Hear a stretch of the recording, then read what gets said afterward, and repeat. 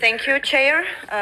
Dear colleagues, first of all, let me mention that we can have only facepalm and nothing more while hearing appraisal of democracy from a representative of one of the most autocratic countries of the world, which is fixed in all the reports of the international organizations.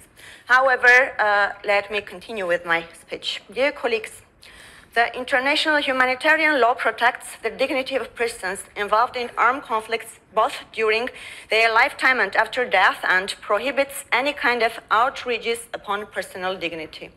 Moreover, under the Rome Statute of the International Criminal Court, committing outrages upon personal dignity constitutes a war crime.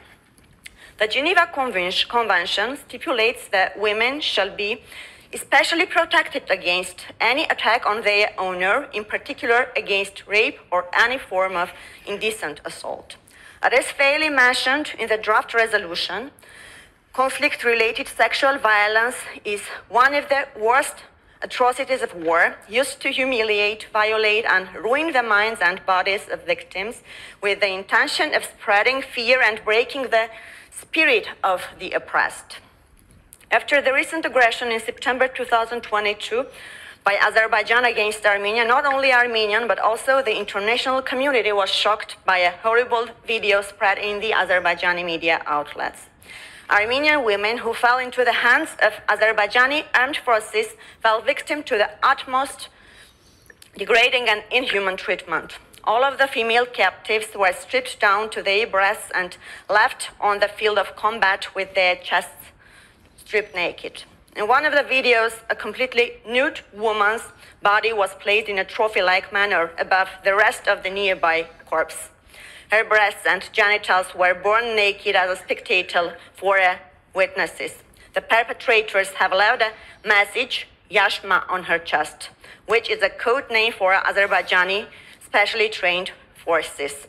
And I will skip all other horrible details, colleagues. The filming and circulating of such operations on media is done for public appraisal and pride. The perpetrators had evidently intended to leave it as a message to the observers, as these videos were seen not only by the Armenian people in general, but also by the 3 children of this female soldier, causing unnecessary suffering and grief to them. And it is worth mentioning that the body of this female service person had not been given to the Armenian side for a long time. Colleagues, the video I am talking about is a concrete evidence of a grave war crime, cruelly committed by the Azerbaijani armed forces and attributable to Azerbaijan. The severe violence of the perpetrators is beyond imagination. Moreover, these gruesome crimes are followed with actions demonstrating extreme cynicism based on the hatred against ethnic Armenians.